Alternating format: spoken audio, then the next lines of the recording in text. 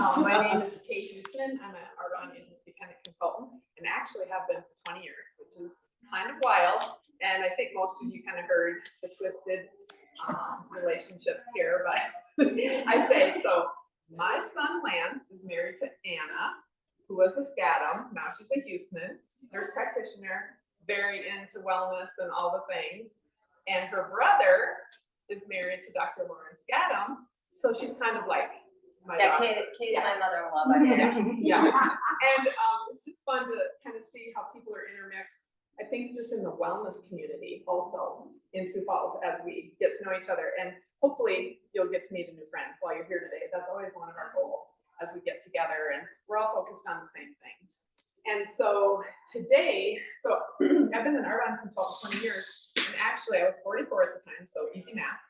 And it was skincare that I was looking for, that was clean ingredients. I would say the last 15 years of my Arbonne journey, it's been the health, the nutrition products. And they've really expanded those. And that's kind of where the protein comes in. And most recently, I was noticing in my 60s that despite eating mostly plants, whole food, that I was getting fluffier and fluffier and weaker. Anna's grinning back there because she watches me in action. And I had a trainer kind of just be brutal and say, you know what, you really need to track your protein, because you can do all the right things, but if you're not fueling your body with enough protein, especially at your age, all those things might not be of the benefit they could be. And sure enough, that was true. And just by increasing my protein to where I needed to be, and Dr. Skattum will share some of that with you today, I made massive changes, not in my weight, because if you just get on the scale, I say it's a, you know what, liar. It's really about being strong. And especially at my age, I'm kind of like, I don't want to be strong and be able to move and have great grandkids and not be the old lady that everybody's driving up to the door and all those things. So anyway, all that to say, I love this topic, and Dr. Skattum agreed to give her time and expertise to us today. And so we're going to hear from her, and then we'll have a little time for some Arbonne samples if you're interested. Both her office and Arbonne, we have door prizes. So we'll have time to kind of shuffle around afterwards, and then we'll go out and enjoy the rest of this beautiful day. So. All right, I think I am loud enough. Thank you for the kind introduction, Kay. I always joke with Kay that when I grow up, I want to be just like her, because she is truly just an outstanding human, but also just so fit and so focused on longevity and health optimization that it has been inspiring to me.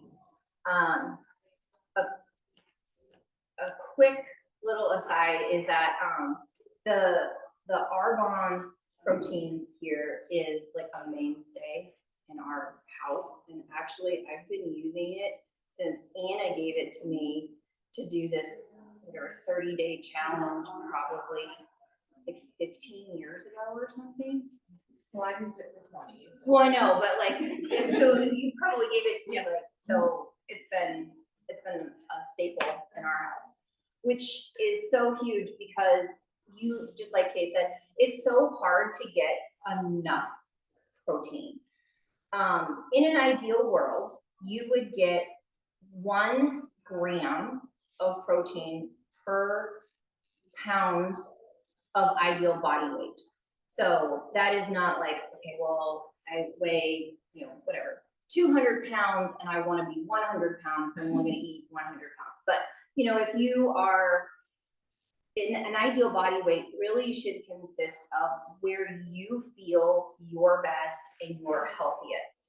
There are guidelines that say at 100 pounds, you should have 1 extra, or wait, no, hang on.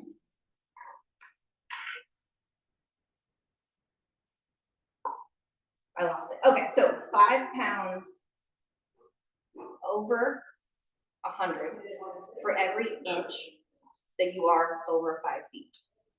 So I am 5'9", and so I should ideally weigh like 145 pounds. There are people who are 5'9" who would look like they have just escaped a concentration camp at 145. And so it really is about where you feel your best. So at that ideal weight, hi, focus. Oh, come over. Come on in. We're a small intimate group. Thanks. So at that ideal weight, it is helpful to calculate out these and then track it. If you do not track it, if you are not keeping up with it, then you really don't know what you're eating. And so for me, I have found that I am obviously very health conscious. I am board certified in all of these things. And even for me, it is very difficult to get enough protein. And so one of the ways that I do that is with a protein powder. In an ideal world, you would get it from whole foods. So using me, so if I have 1 pound or 1 gram per pound of ideal body weight, I should be 145 pounds. It's 145 grams of protein. So keep up with me in the math here. Okay. You should try and spread that out throughout the day. There's been a lot of research out there on the importance of not only just protein, but also for muscle synthesis and the timing that it's associated with that. As we get older, and I am in this camp, as you start to go through menopause and your hormones go down, you are at such a risk for sarcopenia, which is muscle loss. And that is one of the biggest detriments to aging because it makes us frail. It makes us be that old lady that has to be, driven up to the door, like you can't get out and do things. It supports your muscle structure, which also supports your bones, so you don't fall and break a hip, because that really will take you out for sure. And so the most important thing for that is weight training and building that muscle. Okay, but if you're not getting enough protein, it doesn't really matter what you're doing.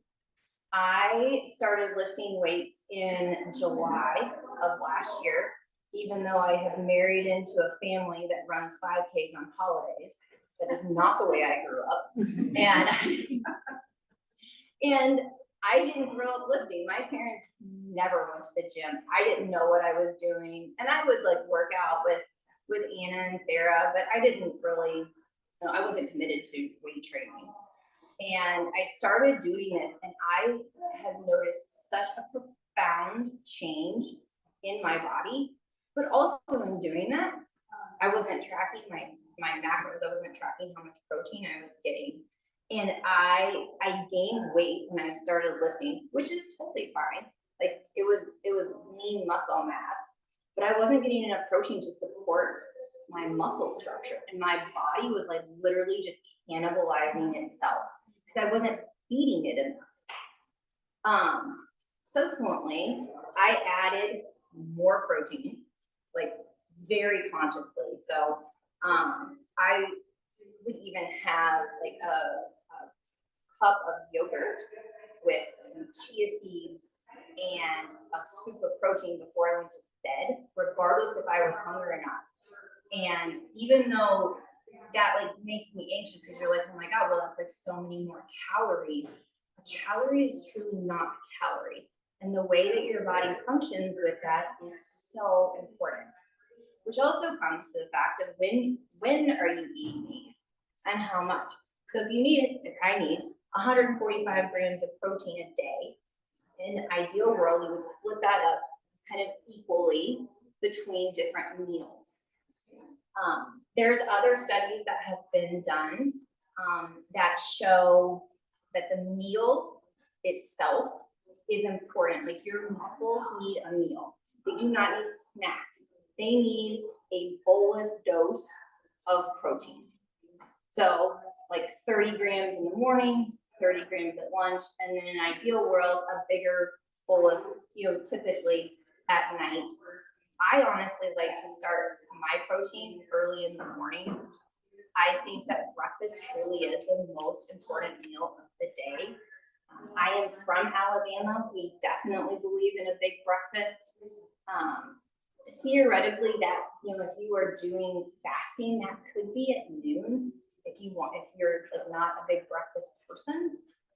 However, I would also tell you that it doesn't necessarily matter when that first meal is, but it will affect your sleep.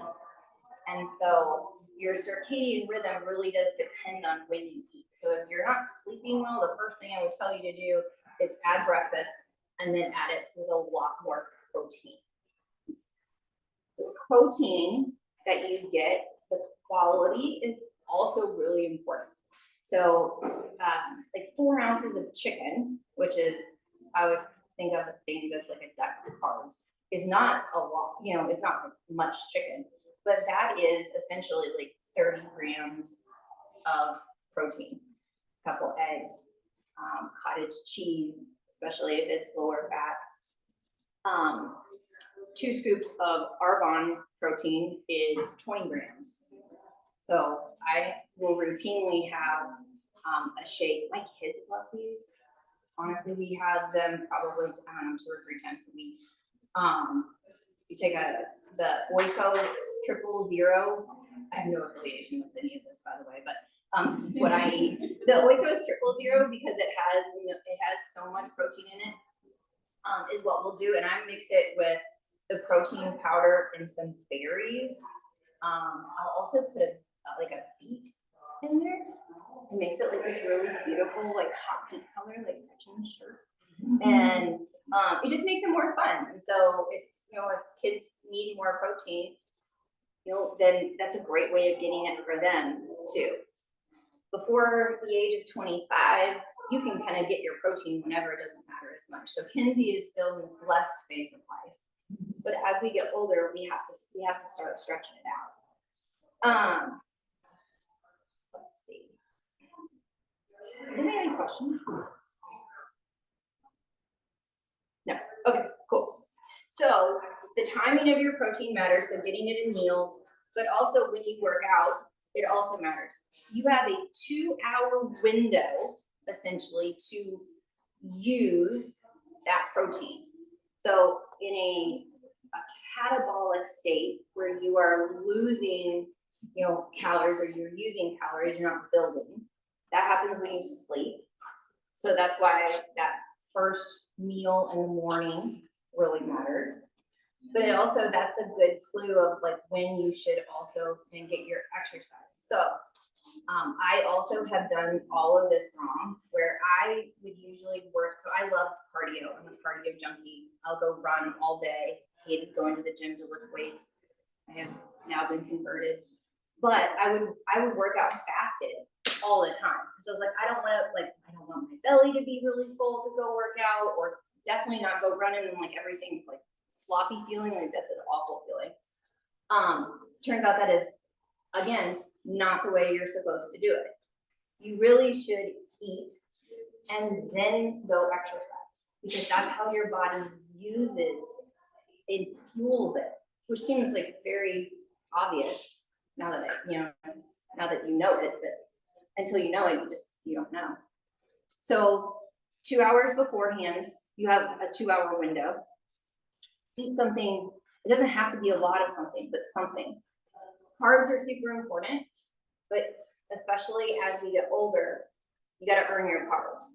Carbs are important for recovery and are better to be eaten after exercise, because it helps with that restoration also of blood sugar.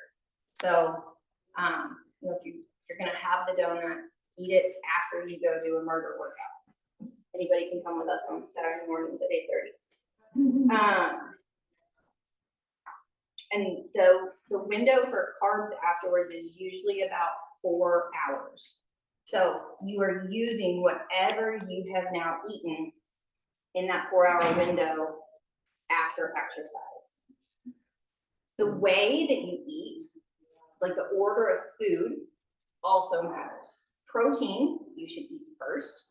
Anything that's high fiber, vegetables. That's why a salad is actually served first at restaurants typically, is because that is the best thing to help blunt those blood sugar spikes. And so fiber is equally as important.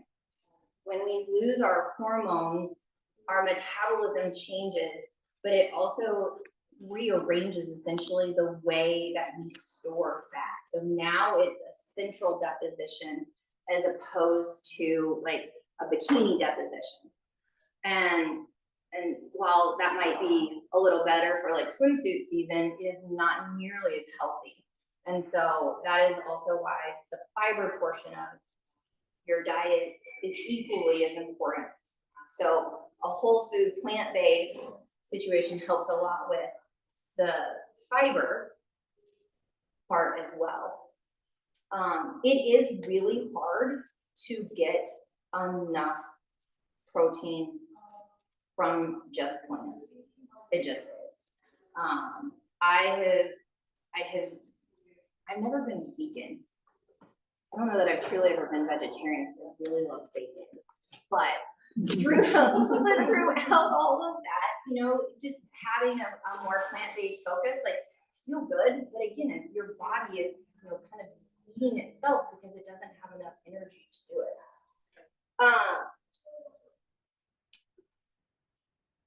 Carbs are devastatingly not that important. A low carb diet is helpful, especially when you talk about like as we go through and into menopause. Your body will use the protein in place of the carbs. So again, that's like another one of those like where you gotta earn your carbs because your blood sugar spikes so much differently based on what you eat, and again, also the order in which you eat it. The carnivore diet, I do not support.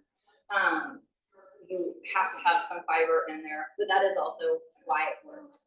So anybody who has like a metabolic syndrome, any kind of pre-diabetes or diabetes, PCOS, anything like that that's on kind of that spectrum is where really increasing your protein will make a difference. And they did that study where if you had, for muscle building specifically, taking it in increments too.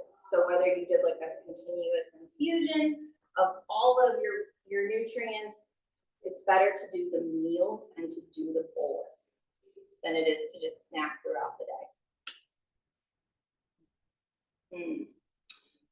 So if you are, you know, going to calculate out your macros, again, so for somebody like me, so if I have, you know, 130 to 100, I shoot for 130 grams of protein every day. To do that, you need about 130 grams of carbs. And then fat is kind of in there as like a, you know, an extra. If you're trying to lose weight, then it is better to, you know, kind of try and cut out as much fat as you can. But fat is also very satiating. It makes you feel full. So you still have to have some of it. What you eat also matters. So like a cheeseburger, you might have a lot of protein and a lot of fat, but so does, you know, guacamole has a lot of protein, has quite a bit of fat, but your body doesn't look at it the same way. So one thing that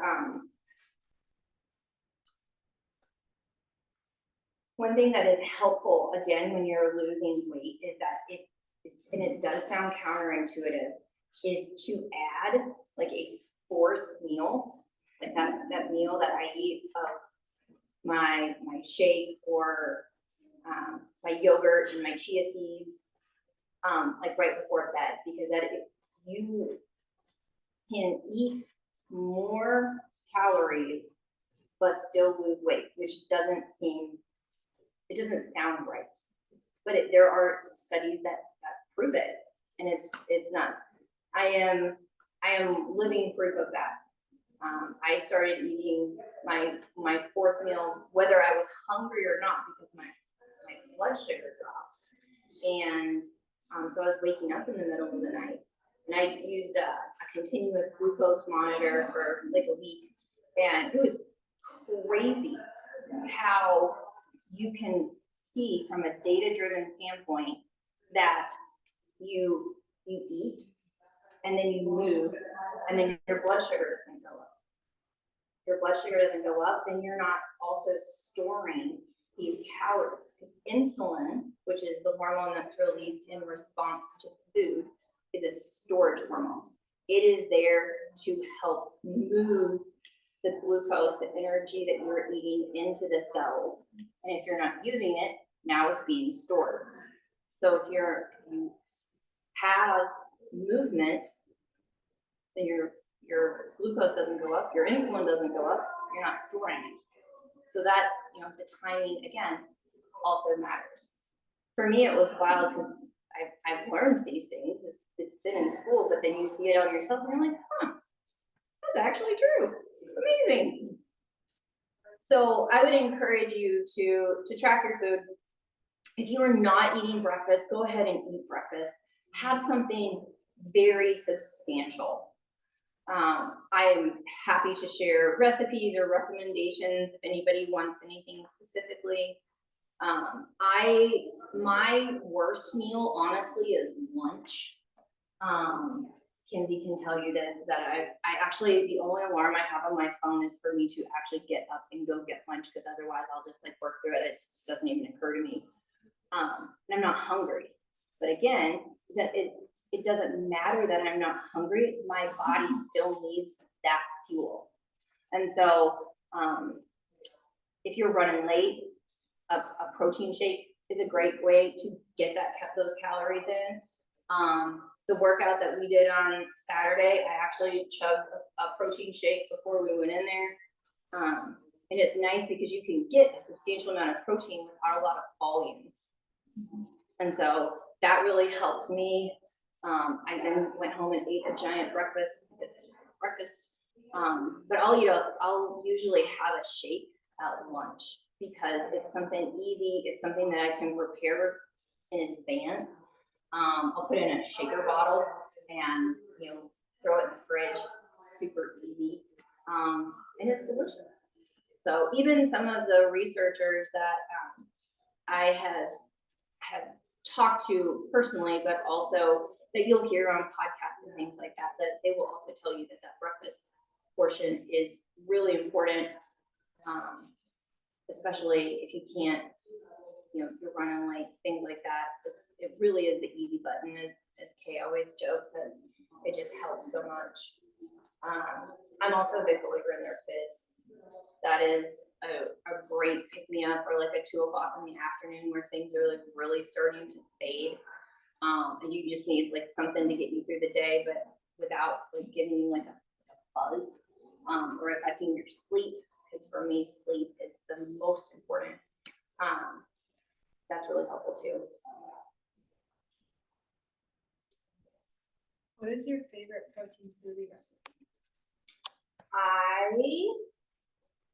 The one I make most often probably is super simple. It's a banana, like an overripe banana, with a scoop of peanut butter, 1 scoop of chocolate, 1 scoop of vanilla, and like almond milk.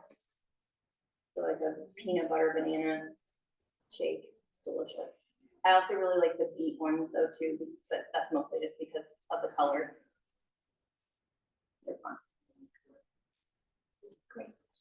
Can you taste the beet in the beet one? I mean, if I needed to sneak something in where my child wouldn't know. I can a little bit, but I always, beets, you can get them that are really big. I don't like them if they're really big. They're much sweeter actually if you get the small ones. And so my kids eat them easily, but we put them in there with like a scoop of like the Costco frozen berries, and 2 scoops of the vanilla protein. That Oikos yogurt has like a berry flavored, also from Costco, love Costco. And we just dump all that in there, and it's like eating kind of like liquid ice cream for breakfast. but it's so good and it's so good for you. Beets have a lot of nitric oxide in them, so they're like really good for blood pressure, just overall kind of like that detox if you need it. So good.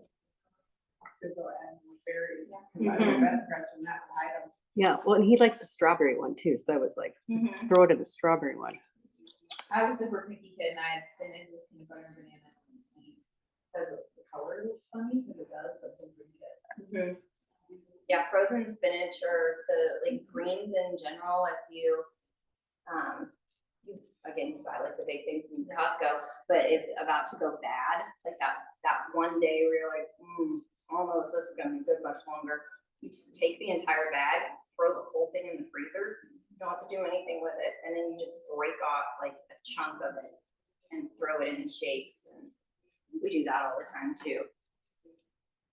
I just saw a post for dragon fruit powder, which supposedly has protein in it, and it's also makes everything a bright pink color. I'm not sure Fabulous. where you get it, but I've never seen it around here, but it seemed like a cool option. It probably doesn't have a flavor. Beets are kind of earthy, so they do have a little bit of a They maybe get- favorite other stuff. Yeah, they get less earthy the smaller they are. So if you get like the organic beets that are, not like blown up like that, then Yeah. I do think they taste better. I love beets though. We do the pink poop challenge in my house too. And so whoever has, cause the first, I think, I didn't really start eating beets until I was, I don't know, probably like 30 or something, which is upsetting. But if you don't know, like they will turn your poop also pink. And so it's like, you do not have a GI bleed, but it can be very concerning. And so, so I tell them, I was like, okay, whoever has pink poop first is the winner. And so, Good transit. yeah, exactly. Pink always wins, but I've been one seeing day. a lot about savory breakfast too, and being a preferred kind of thing for blood sugar. But And- it's hard to get in the mood for like quinoa at 7 o'clock in the morning. It Or doesn't to have do- to be quinoa. Well, I usually go for a smoothie because it's something that I can tolerate eating. I don't know, I just like, I wonder if you had suggestions for like things that, other than eggs, that could be savory for Sure. breakfast. That's a great question. So, I love a savory breakfast. Like a big carb load first thing in the morning is actually like one of the worst things you can do for your metabolism. So that works out well. Oatmeal, steel cut if you can handle it, or just like old fashioned rolled oats. And that's mostly because they maintain most of the fiber content because of that. My kids will not eat, my kids are great eaters. They don't like the steel cut. So that's not a hill I'm willing to die on. They'll eat, the old fashioned ones. But we will put as like literally just load that up. So berries, you can do fresh berries. We a lot of times will get like just the dried ones. There's a company called Terra Soul. We buy ours on Amazon. That is really well sourced, like sun dried. It's also not terribly expensive. But we'll do like mulberries or goji berries, things like that, and then add just nuts and seeds and chia and flax. Both of those are really high in protein as well as very high in fiber. And so we'll do that. I'm from the South, and so we love grits. And biscuits and gravy. Yeah, biscuits and gravy are good too. That probably It's not falls part of more on grits. the carb side than the, I think the beans are protein food, it's super versatile, so like you made oatmeal. yeah, you can put a scoop of it in there. Like you can make chocolate oat, like I put chocolate protein powder in oatmeal before and it's good. That used to be my sister's favorite, and she put a lot of peanut butter on top and cut up the banana, so just because it's protein powder doesn't mean it has to be in a shake. I mean, Kay's got a million like protein pancakes, which you can make a Mhm. whole bunch on a Sunday, and then you have them for the week, so it's kind of your savory breakfast, it's just prepared beforehand. How are pancakes a savory breakfast? We seem to be savory. I guess you don't Yeah. put syrup on You it. don't put syrup on it. Well, plain maple syrup, I mean, if you're gonna do syrup, there's always alternatives. Fresh fruit. We Fresh do, fruit. yeah, we do a lot of honey, too, as a, in fact, instead of syrup. Or like I make protein bites for the week and my kids think Yeah. they're delicious, so I have a horrible sweet tooth. I think dessert should be up there every time you eat dinner. So sometimes I'll make, like a whole batch for the week and then I just use that for, Protein, I mean, it's not savory, but like protein ice cream. Yeah. I really, my daughter is 8 and she loves to cook and she's been eyeing that like ninja, like ice cream, creamy maker thing. Yeah, it's case posted about it. Yeah, you just dump, I mean, you can literally make a protein heavy ice cream. legit. So it's a lot of it is just about being a little bit, just creative. Yeah. Too. Camille, are you away from eggs due to the higher fat? I just can't handle them in the morning. They just not appealing to Okay. me. Because I was gonna say, because I went through a phase where I wasn't doing eggs and primarily plants, and that was when I wasn't getting enough protein, but sometimes now what I'll do is one egg, and then I do like half a cup of liquid egg whites, like from Aldi's. Oh, Just because, break it up. because I do try not to have as high a fat. Fat is a little harder on my body, and that's my health risk area. So, and then I'll do a quarter cup of cottage cheese whipped up in it, and it is the best fluffy eggs. And I'll do a chicken sausage from Costco. Yeah. Yeah, and if you get, and one thing I love about being up here too is that you can get a lot of your meat just like from the farmer, which is, it's harder to do in the South, except for chickens. But that also most of the time means that like sausage is much leaner. Yeah. And so like, we'll do sausage, we do bacon. So like our Saturday after our workout, we came home, we made a ton of pancakes. We had sausage, we had bacon, and so we eat a lot of like peanut butter toast too. Sourdough is actually really outstanding for you. It has at least so we make it, but red flour has a higher protein content than just all-purpose flour, and so that, and it's fermented, so it's really good for your gut. Do you like peanut butter? Yeah. Or almond butter? I usually add that to oatmeal. Yeah. So that, I mean, just a piece of like sourdough and some I think I almond have to butter. get out of adding brown sugar to my oatmeal. It was just a little bit of sugar and stuff. Yeah. So the protein powder makes it a little bit sweeter, or you just substitute with, honey and then just kind of slowly work it down. Berries help that too. Yeah, the berries are sad. Yeah, especially now since they're in the season. Okay, other questions? You can ask me anything. Sleep Okay, is a huge problem.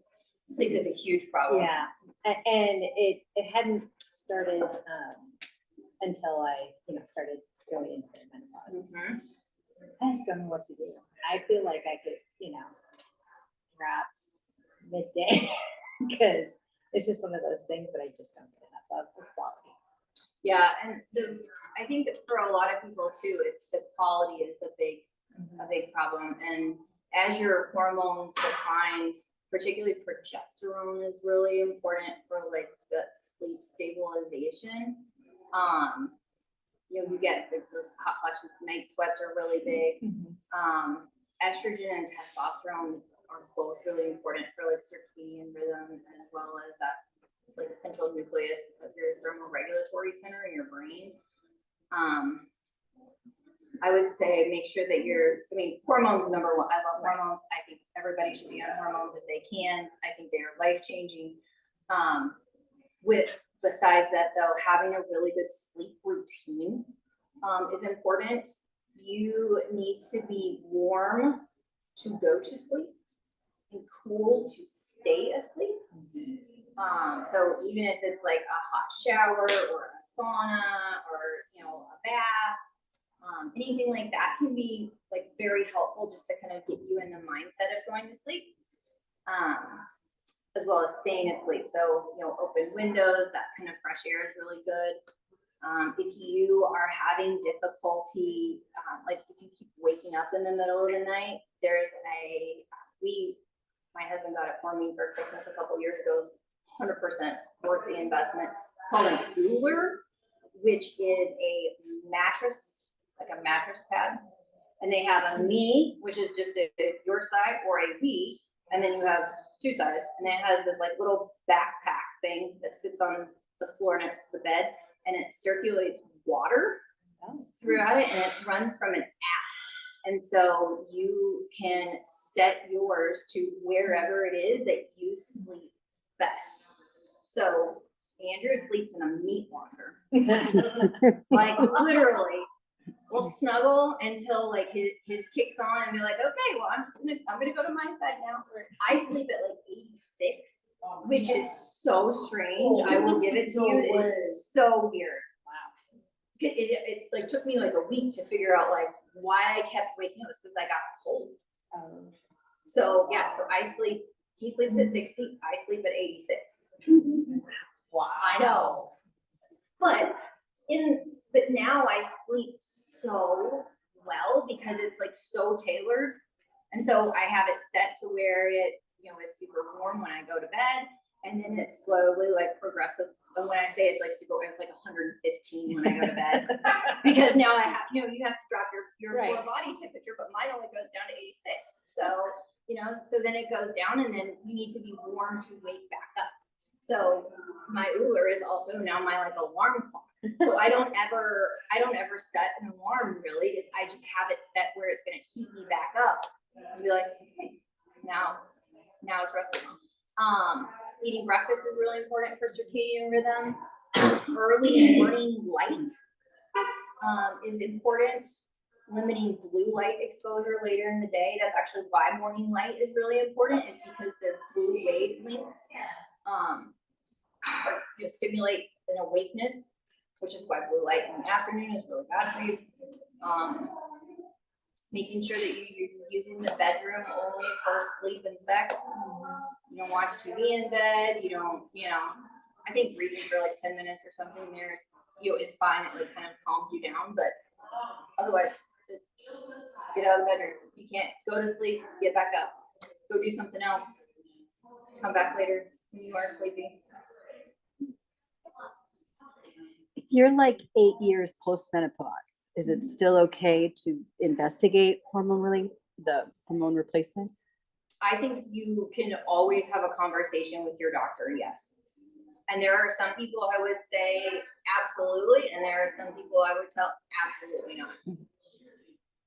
And I think that's just, it's more than just a kind of like a yes or no. Like there's a lot that goes into it. One of my, I moved here from Orlando 3 years ago, and one of my offices was in a retirement community. So everybody was 55 and older, and everybody was in menopause. And so I did a lot with hormones.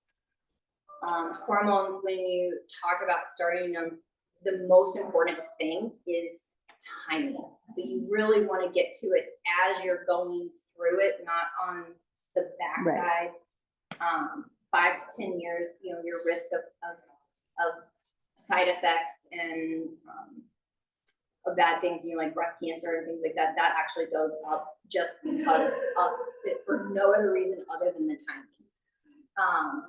But if you are literally just surviving in life, then I would, you know, you have those risks and benefits, and I would tell you that at that point it's up to you.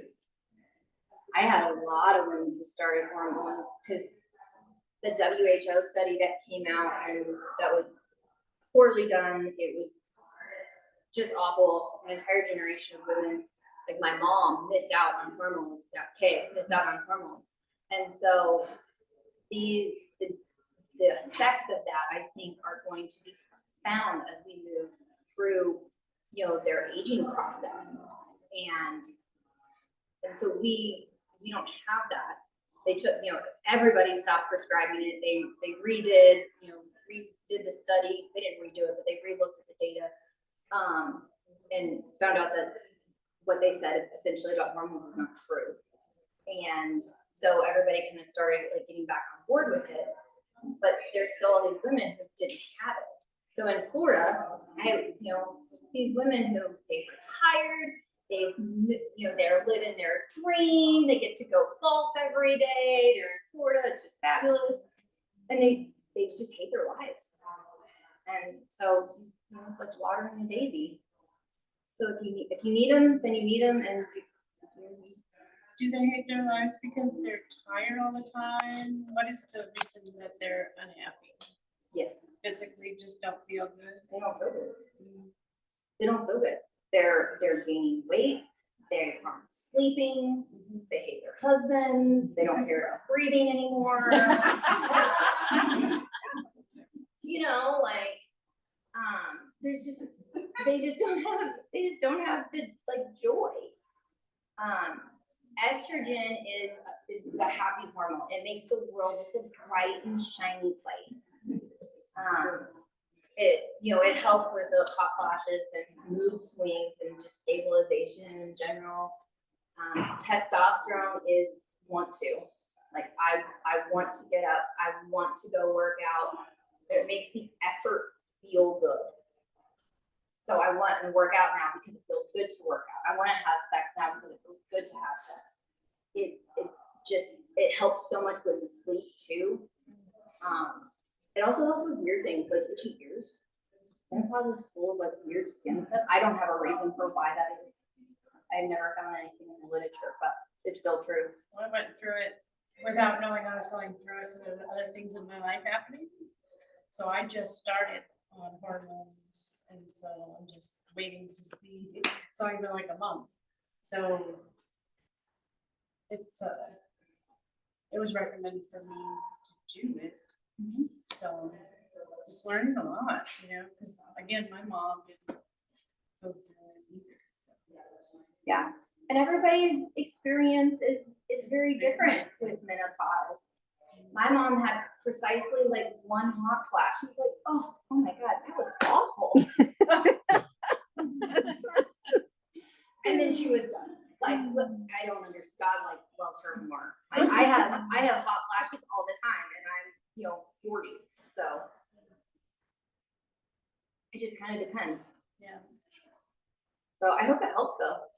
It can make a huge difference. Yeah, I think it's taken a little bit. Yeah, I give it 3 months.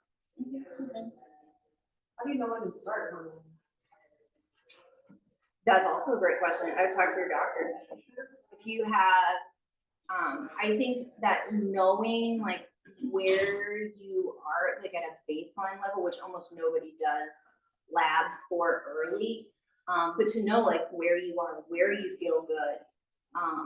35 is where most people's like estrogen starts to decline, in some version or another.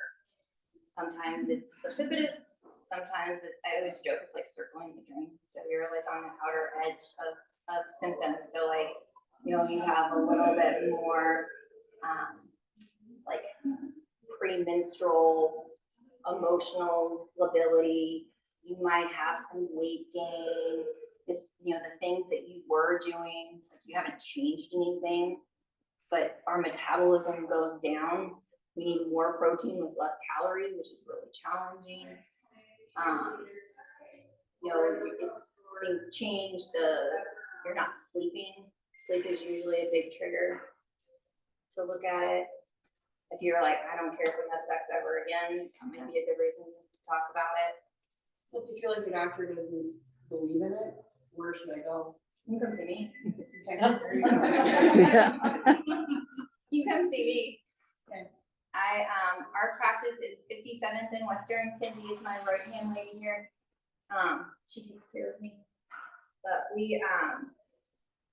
I think that we've lost our way in medicine a lot too. We've become so specialized that nobody really, takes care of our health anymore. It's more about all of our sick care. Insurance is the culprit. It is not the providers, it is not the doctors. It is totally driven by insurance. So our practice is independent of insurance, so we can do whatever we want. I can spend as much time with you as I need to. Everybody sees me for an hour to start, like baseline, you're stuck with me. And then, we do labs, we see kind of where you're at with everything, because, K is, I feel like, an anomaly, but you don't want to be 65 and just kind of starting to figure out what you're doing. I want to be able to deadlift my grandkids off the floor at 65 and training to do it. And so, making small corrections early is way easier than trying to re-steer the whole ship later on. And so we look at more than just hormones. I function as most people's primary care doctor, with the goal of, if you are on meds, happy to write you meds. But in the end, so much of what we can do too is all about lifestyle. We can get you sleeping, if we can get you eating healthy proteins, we can get you exercising to do the things that we all know that we should do. I mean, I know I should do them. I told people to lift weights for 15 years before I did it myself. We only help. None of us have it all figured out. Yeah, you can talk to me afterwards. Anybody else? You ask me anything. It was a good question. I've got a primary care physician that I've been with for 25 years, maybe longer, and I'm happy with her. She's responsive, and she's, as far as I can tell, she's very knowledgeable. When I ask her things, I always get some kind of an answer. But she believes in holistic, but I don't think she goes down that path as much as what you're saying. So if I For the hormones? Yeah, she sent me one time and we did some hormone stuff, and I took hormones for a little while, and then I quit because I didn't see a big change. So if I come to you, then I'm not going to go to her for anything. That's the way I'm reading this. You can, I am a resource. I'm not saying that you have to give up any of your providers. But most people don't have that experience with their doctors. And so I love that you do. All my patients get my cell phone number, because if they need something, they just text me. So if you have that relationship, then I would say I'm happy to help you with the hormone aspect of things. But you do not have to give her up just because you're seeing me. Okay, but I think you would delve deeper than, because she's primary care. So when it comes to hormones or something, she sends me somewhere, and I'm hearing you say that you would do all of that. Correct. Yes. Most practitioners, doctors, NPs, anybody, don't do a lot with hormones because they're scary. They're profoundly complicated. Hormones are very, very safe if they are done well, and very, very unsafe if they are not. And so most people don't either have the time or the desire to really take on a lot of that. And it's also, it just really is very complicated. And most of us don't get a lot of training in it because it is so complicated. And the emphasis on women's health and medicine has been, basically abysmal for the last forever. And I think only in the last probably like 5 or 10 years are we really starting to make headways in the way that we are being represented in trials and clinical studies and things like that. Yeah. So if you're doing gynecology, if someone's working with you, gynecology, and there are problems that need, I don't know, surgery or something. Mhm. Who do you work with with the hospital or? Mhm. Yeah. I have privileges at Sioux Falls Specialty. I still operate. I do mostly minors now, which I think is a big deal because most people, like, if you have a problem, like, I'm still your person. Like, it's easy to give you whatever whatever when the consequences don't affect you as the doctor at all. So yeah, so we take care of our own problems. I don't do like hysterectomies or like anything like that anymore. My quality of sleep and stress management has proven to be more important to me. But yeah, so I have providers that I work with at both facilities, and they're excellent doctors at both places. So.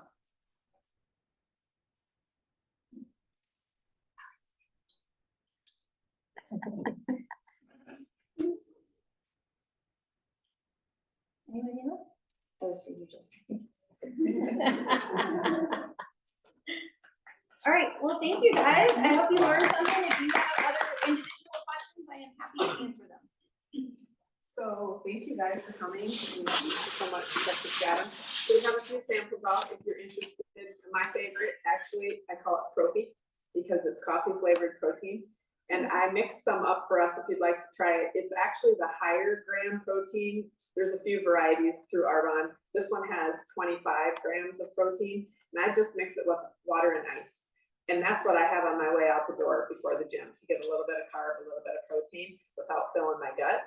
And if you have a little leftover coffee or you have an espresso machine and you want it even a little more coffee flavor, just dip a little shot of espresso in there too, which makes it even yummier. And then we've got some of the Energy Fizz drink she was talking about, B vitamins, ginseng, gives you a little bit of a boost without giving you a buzz.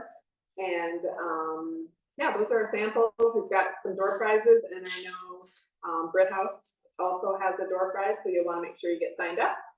And protein balls, I made a few of those. The lighter colored ones are actually Anna's recipe that I just had some at her house. They were for the kids, but I figure if I do carpooling, that means me too.